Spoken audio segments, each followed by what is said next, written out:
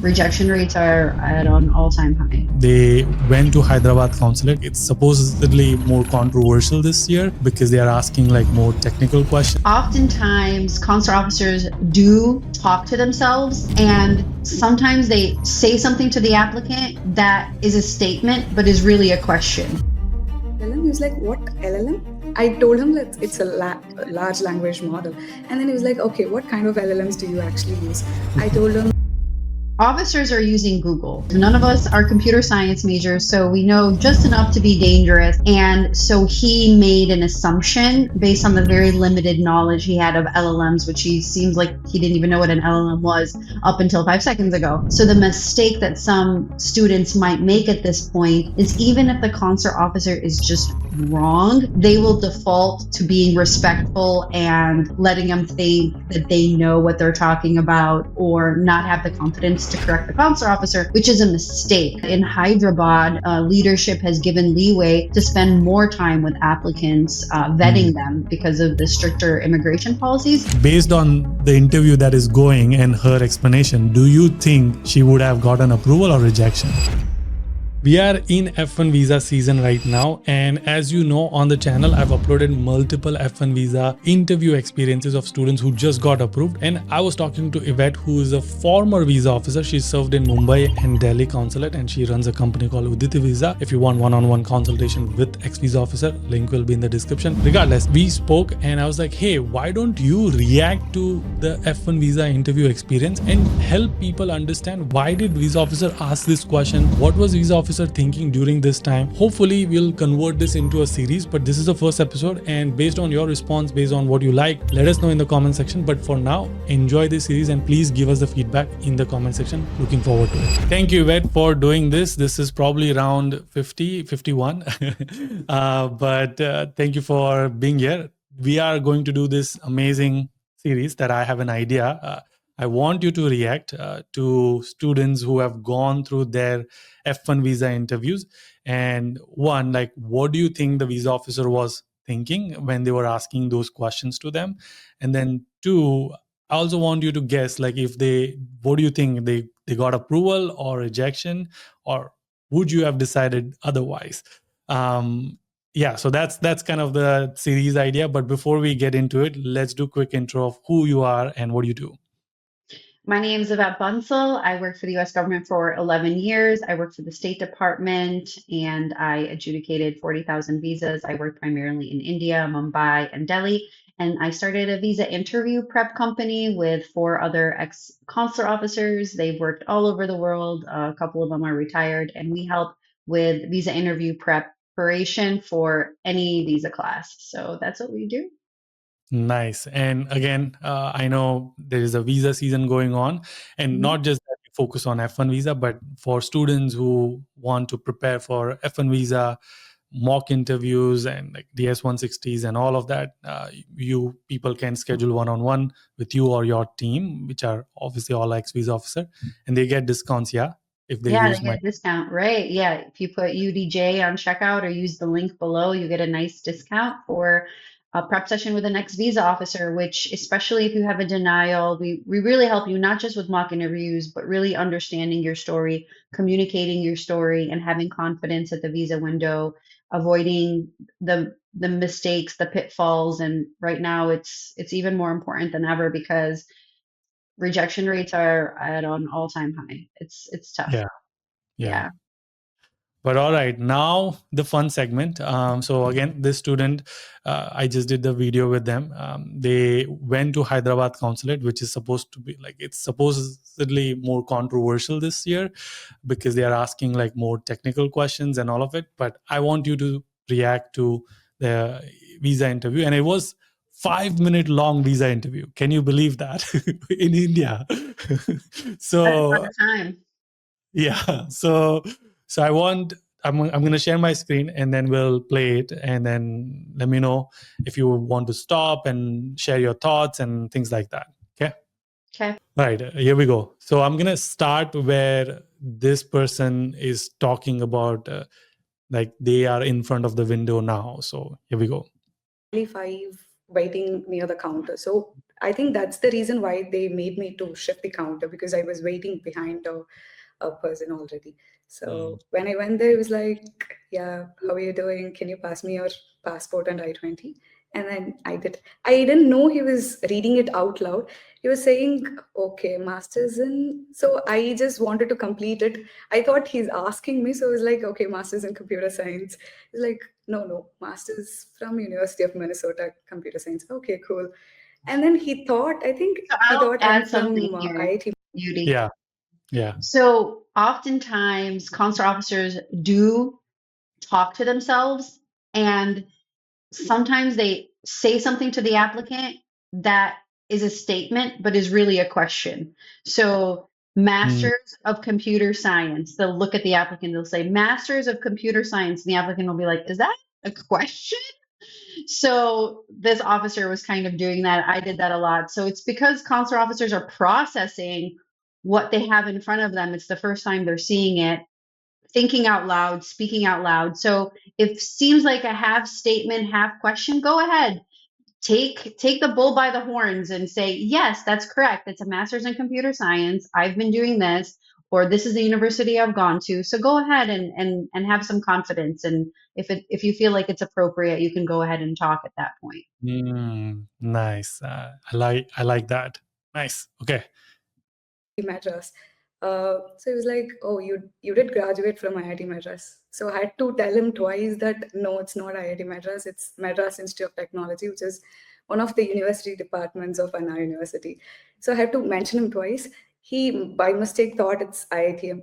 As soon as I told him that, he was a little, okay, Like it's disappointed. MIT. Disappointed in my answer. Would you be Hold on a second. disappointed? I Yeah. would be okay with the assumption that you went to an IIT and been like, honest mistake, officer. I'm just gonna roll with that. Anytime an officer accidentally thinks you went to Yale, Harvard, or an IIT, I would be like, I corrected him once. I did my due diligence, but that's just me. Yeah. But would you be disappointed the way she was saying, like, oh, you didn't go to IIT? I would be, because an IIT is an easy approval. Like if you went to an IIT, it's a check box for me. So I would be a little bit disappointed. I can see why the officer was. Okay, nice. I could really see that. And okay. And then he asked me, which program did you do in your UG? I told him it's a Bachelor of Technology in Information Technology. And I did answer. I mean, I was not sure because I was a little tense. So I did say him that there's nothing different from computer science and IT. I did say You added that. yeah, added that point as well, because Okay, what would you say? Like, would you advise people to like explain it that, hey, it's not different from computer science and IT, it's the same program? It just depends on the context. Let's see what else happened. Yeah, okay. I don't want him to ask why now computer science if Yeah. he is not aware of it. So I just wanted to be sure, make sure that both are similar and I convey that. As soon as I said him that, he was like, okay, you graduated in 2023. What I've been doing since then? So I told him that I've been working as a software development engineer. So he's like, okay, what do you develop? What do you exactly do? Be very, specific about it. So it's like, okay, we optimize and then use LLMs and for this so-and-so cases. So he was like, okay, what kind of LLMs do you use? First, when I said him LLM, he was like, what LLM? I told him that it's a large language model. And then he was like, okay, what kind of LLMs do you actually use? I told him it's the LLM names, the T5, GPT, Llama. So he was like, okay, so you don't, okay. He was like, okay, you don't build anything. You just use an existing one. It was like, oh my God, why did he just tell me that? So I wanted to make sure that I somehow insert the reason why I'm going to do masters. So I was like, no, but then we optimize it for our use case. And this is also the reason why I want do to have do an masters, interjection because here. Yeah. Okay, so officers are using Google. None of us are lawyers. Well, maybe a couple are lawyers, but none of us are computer science majors. So we know just enough to be dangerous. And so he made an assumption based on the very limited knowledge he had of LLMs, which he seems like he didn't even know what an LLM was up until 5 seconds ago. So she needed to have enough confidence to say no and then clarify her points. So the mistake that some students might make at this point is even if the consular officer is just wrong, they will default to being respectful and letting them think that they know what they're talking about or not have the confidence to correct the consular officer, which is a mistake. So Mm, here, it's in your best interest to go ahead and correct any assumptions that could get your visa denied. yeah. How do you think she's going so far? She's doing good, but this is a pretty lengthy interview Yeah. conversation. I think I would have been convinced as soon as she told me the LLM The type. languages and Yeah. the type of Yeah. LLMs. I'm like, okay, that ensures me that she's at least in the field. But it seems like this officer was using even deeper critical thinking skills and saying to himself, what does she actually do? Does she just use this model? Because in the age of AI, it's really easy to just use models. Or does she do something a little bit more technical? So he really wants to know Mm, how extensive is her technical knowledge. okay. Well, there's more to it. So let's keep watching. Here we go. In that case, I can build a LLM system from the ground up. So Mm. I think he was quite okay with that answer. So he was like, okay, what is LLM? So I had to Oh, tell him what LLM actually is. He actually mentioned, you have to tell me in a way that I'll understand. So I was like, okay, how will I actually say it to a person who actually, I mean, a did it feel common. like a Viva exam? Exactly, it does. And he did ask me a lot of questions though. I did explain him, and then he was waiting for me to even, continue my answer. So I did take a dive into the technical part of it, and then he was fine with it. And as soon as I said him that, he was like, "Okay, what tech stack do you actually use in your?" Oh, wow. Exactly. So I told him like for front end we use Angular, for back end we use Ruby on Rails. So he's like, "Oh, you don't use Python and you're into AI?" I was like, "Yes." And it is possible to do it because we optimize at the system level, so it is possible to use it. When I told him that, he was okay because I wanted to give him a very short answer. I don't want the conversation to be very long, so I Mm, just told him that. He's like, "Okay." And then after that, he was like, "How many universities did you apply to?" This was a very common question. So I was like, "Okay, I applied to, other than University of Minnesota, I did apply to four other universities, which is University of Colorado Boulder, Northeastern, and then Wisconsin Madison, and the University of Illinois Urbana-Champaign." He was like, "Okay, how many admits did you get?" I told him two other admits other than this, which is Colorado Boulder and Northeastern. As soon as I told him, it was like I was expecting him to ask, "Why did you choose yeah. UMN over the other?" Yes. Yes, that's the usual one. But then he didn't ask me that. He was like, "Okay, did you write GRE?" I was like, "No." I don't know. Why this question? Did you write GRE? This officer really wants to approve legitimate students who have aptitude in their field, who can think on their feet, and this is a shortcut to fighting fraud 100%. And he Mm, this officer is really sick of the generic answers that 90% of the applicants give, and he doesn't want to hear them. He wants to hear something else clearly. And it could be that in Hyderabad, leadership has given leeway to spend more time with applicants, mm, vetting them because of the stricter immigration policies. And so it could be that longer interviews are more permitted now. Back in 2018, it was burn and churn, and we want as many visas as possible, and it's okay. And if that attitude has changed, which it seems like we're getting some clues that it may have been in that specific consulate at least, then consular officers having a little bit more time with applicants could mean having more time to have a conversation and ask these questions. So mm, interesting. Okay. What to say after that. I just stopped at no. It was like, okay, at least how did you just tell them that you're proficient in English. I told him it's IELTS. I did write IELTS. He's like, okay, did you write statement of purpose? I did say yes, yes. According to the university, I did. Interesting. Yeah. I guess Yeah. because a lot of Yeah. interesting. After that, he was like, "What are your parents doing?" I told him like I was raised by a single parent and my mom is running a business in partnership. And he was like, "Is she going to fund your education?" I said, "The primary source is going to be a bank loan, which is sanctioned for about 80 lakhs. Other than that, I do have personal savings."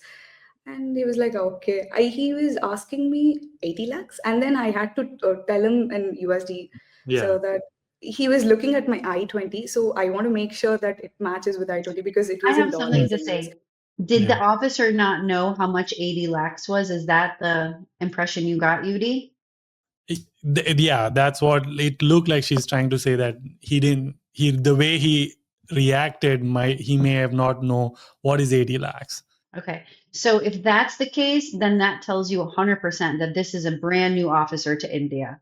Because by a month into it, you should know what the conversion is approximately. So Mm. it could be that this is a brand new officer and he's asking a little bit of questions that pivot from the norm because he's getting his bearings in India. Got it. Okay. Yeah. And that's probably why he's spending more time, or maybe like you said, the leadership has given more time It would to be vet. odd if he didn't know Lax, right? At this Yeah. Yeah. point. Yeah. Okay. Here we go. Yeah. So I told him the in dollars. So he was like, okay with it. And then he moved on to the next question. He was like, okay, Oh, what still will next you question. It's still not done. exact? No. Okay. He was like, what is your course duration? But because in the I-20, it says 3 years, Hmm. but it's actually 2. So I told him it's 2 years, but then in I-20, So Yudi, I think that's a good answer. It's a good explanation. Okay. Yeah. to the next question. What will you do when you come back to India? What kind of job you'll get into? I told him senior AI engineer. Then Hmm. he was like, "Do you really think you'll get into a senior role after doing just 2 years of masters?" I told him yes, because I do have work experience in the same line of field for 2 years, and I do have. I mean, my tech lead who did her masters and then came back, and she joined as a senior developer. So I told him that yes, it is. I've seen examples, and it is quite possible. How would you, like, let's say you asked her this, what is your plan after masters, and if she said, like, she's going to be senior, and then she's like, do you really think you will become senior AI? What would you react like? What would you do? Her answer is perfectly fine. She answered it well because she had confidence. So sometimes it's not just what you say, but it's how you say it. And she's exhibiting a lot of confidence and Mm. humor at this point in time. So this interview is going well. I mean, certainly lengthy. And But in your case, you would have approved it, correct? I would have approved it a while ago based on her admissions and her work experience. I wouldn't have continued because this is clearly a legitimate student to me. However, this consular officer wants to ask more questions. Yeah. So, like, based on the interview that is going and her explanation, do you think she would have gotten approval or rejection? She at this point would have gotten a approval. At this Mm. point, she seems like she's heading towards that path to me. Okay. And I never used to really ask, what are you going to do after you come back to India, really?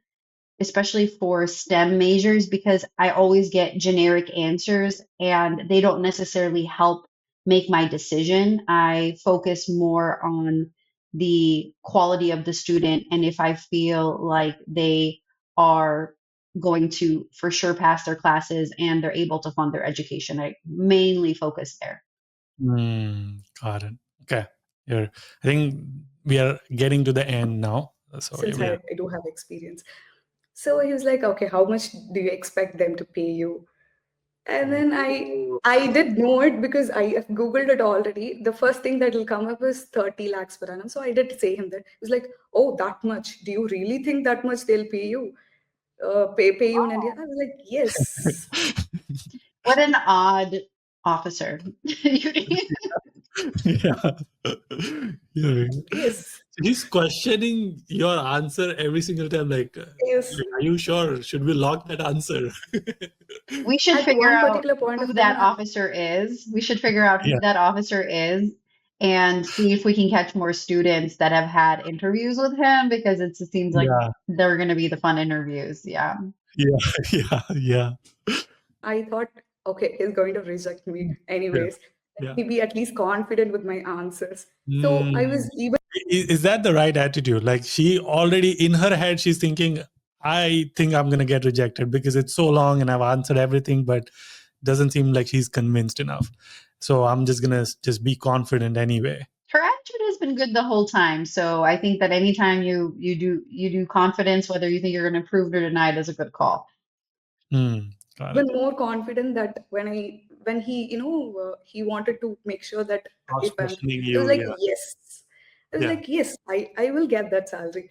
And then he was like, what do you currently get in, because in DS 160 it was something else, and then right now my salary is something else, so I had to tell the difference also. So after that he asked me something else which I couldn't actually hear properly, so he was like, sorry officer. And then he was like, nothing, place your 4 Okay. No, she's saying place your. fingers and then your visa is approved. Oh, My God, wow. it is there's a lot of questions. Yes. Yeah. Anyway, so that was the whole interview. What do you any thoughts? Sometimes for longer interviews, the officer might also be curious about the major, wants to learn Mm, more about that niche, hasn't heard of that specific job. Sometimes I used to spend more time with people in the sciences that I thought were doing something interesting, an interesting piece of research. I don't know. He could have thought she was cute for all I know. Like, so I yeah. have no idea. It's some in India, it's very unusual to have that long of an interview, and especially because it was so flat, right? So Mm, when you have longer interviews, they usually have a reason for going that long. So I'll ask a mm, question, I'll ask another question, everything will be going well, and then I'll say, you have any family in the US? And they'll be like, yes, I have an uncle in a liquor store. And then at that point, I'll want to know, I'll go down that rabbit hole, right? So, or yes, my husband is also studying in the US. And it's like, okay, we have a new piece of information. So that's why it would go a little bit longer. But this one mm, was quite flat. She gave really good answers throughout, but then he kind of continued.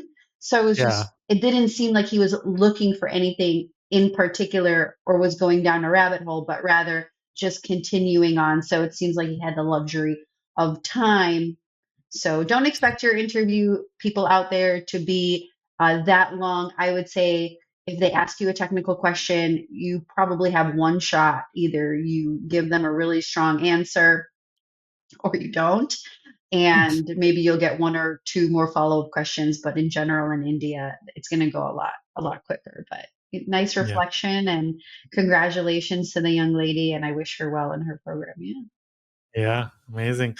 Thank you again for reacting. There's many more that we're gonna be doing. So I think this is gonna be fun to do it with you. So see how things are going and see what you think. And I think it's actually very helpful for me to understand, like, oh, this is why they must have done it. I mean, we are obviously speculating, but it's interesting to me. Absolutely. And if you thought it was interesting or have thoughts and comments and want to see more of these videos, definitely comment below. And don't forget Yeah. to subscribe to my channel too at Udeti Yeah. Visa so we can see you on that channel too.